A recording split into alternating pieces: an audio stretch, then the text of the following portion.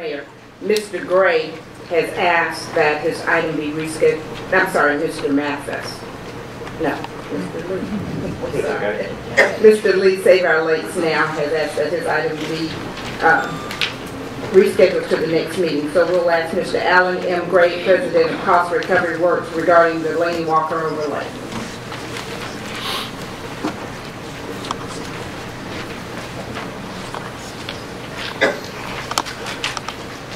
Mayor Copenhaver and gentlemen commissioners, I'd like to thank you for hearing me in opposition to this overlay zoning proceeding tonight. You might question why someone from so far away would show such intense interest in this proceeding. Well, the fortunes of all who reside in this overall area rest on the wisdom of the decisions you all make. And I have roots in your county that date back to the earliest decades of the colony of Georgia. In fact, in the 1800s, an ancestor was sheriff of Richmond County. Then there's a matter of duty. I note that the Planning and Zoning Commission has voted to approve land use restrictions in a very small W4 foundry node, to which deficient notice was given to residents. Yet the unamended application, which seems to govern everything throughout, on which all these proceedings are based, still clearly refers to the Laney Walker Bethlehem overlay zone, a very large area to which notice has not been afforded to most of the residents. Up until this agenda listing, and including this agenda listing, tonight, references have been to the Laney Walker nomenclature, which means that this could be seen as a furtive, backdoor effort to usher in the greater zone without meeting your own requirements in terms of notification of the residents and other matters. Even the narrower motion for the W4 district is deficient as to timing of notice and completeness of application. Ample documentation in terms of video exists of all these things. Design standards are totally missing to be provided later. But your master overlay ordinance requires that they be complete, the application be complete.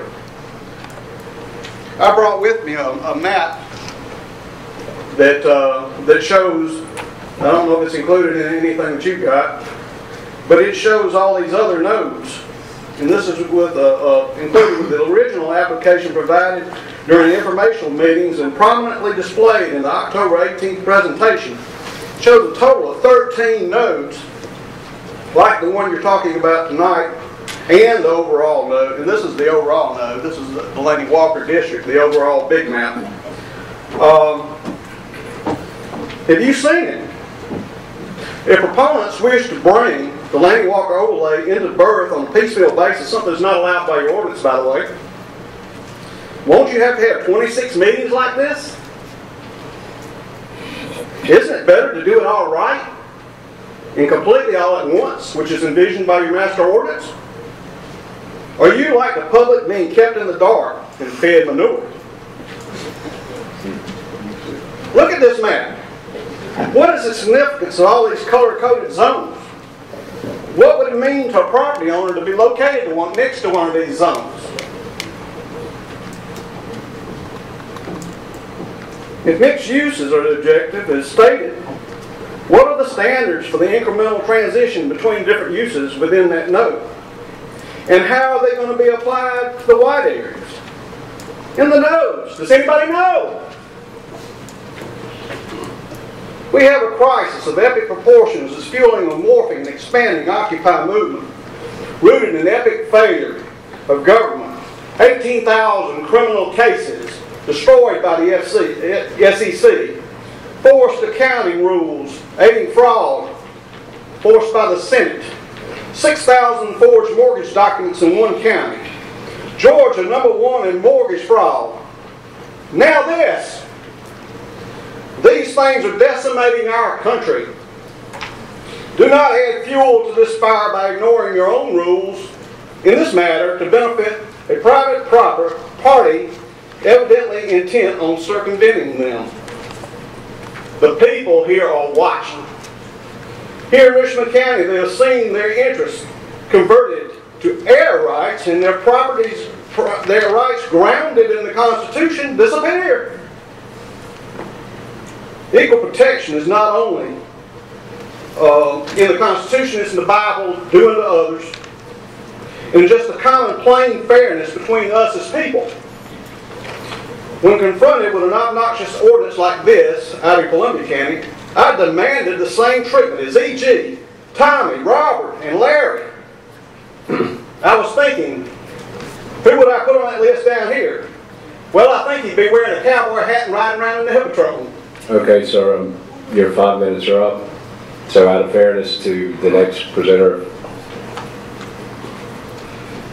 Measure twice and cut once is always sage advice. It's advice I would recommend to you. Thank you. Mr. Mayor. Mr. Mays? Yeah, I'm going to comment, and perhaps a statement in reference to Mr. Gray. Mr. Gray, I appreciate you coming forward. It's irrelevant to me where you live. What you pointed out, though, is some specific issues that are credible and real that we have to deal with, and several of us up here have thought of that as well. And what particularly bothers me is a particular heading under 25.9, which has been cited, talking about land use, and then there's nothing there. And so that's a bit disingenuous in my mind to talk about this is what you're going to be looking at, but you give no definition of what the land use would be. Up underneath there is completely blank. I'm not sure what's going on there. So I would hope that we don't accept the manure either. But I'm not overly confident given our historical way that we've done business up here, but I would hope that we can address this appropriately here shortly. Neither am I. Okay. Thank you, Mr. Mayor. Yes, sir. Mr. Gray. Oh, I'm sorry. Sorry, Mr. Lockett. These overlays, is this something that's commonly used for municipalities, or is this something that's primarily used for private entities? Well, increasingly they're used by municipalities. The problem we had out in Columbia County when I first got involved in these things was actually the same type of scenario where government was imposing a zone on private landowners where they didn't own any land. And I would note that in the Augusta Chronicle that Commissioner Brigham was talking about this being similar to a PUD, or planned unit development. Well, it's not, because that's the difference. The planned unit development is privately owned, and it's brought, the motion is brought by the landowner to bring forth the restrictions. It's not something that's imposed from without by somebody that's got only 10% of the property or 10 contiguous lots. Is Lincoln County using this particular process? No, sir. They passed a Carter overlay ordinance sometime back, and it was a campaign issue in 2008, and Commissioner Wade Johnson made it a point that he was going to dismiss the planning director if he got elected, which he did. Thank you, sir. Thank you. Mr. Gray? Yes, sir. Mr. Guilfoyle. Thank you for your time, by the way. With your experience from Columbia County, naturally I read some of the blogs that was put on board on the internet. What will it take for it to be done correctly? Well, the design requirements for this node, my understanding is they should be ready in February. So I would take the time between now and February to put it all together and do what your master overlay ordinance requires and get it right the first time. I don't see anything inordinately bad about what this developer, APD, is trying to do. I think it's very laudable. But they need to go through the rule of law and the process you've got set up and not try to go this route. Because the broader Laney Walker overlay district, they provided evidence they own 10% within the W4 node, but they didn't provide evidence that they had better than 10% for that whole great big area that's on this map. Okay. Thank you, Mr. Gray. Thank you, sir. On to the next delegation, Madam Clerk.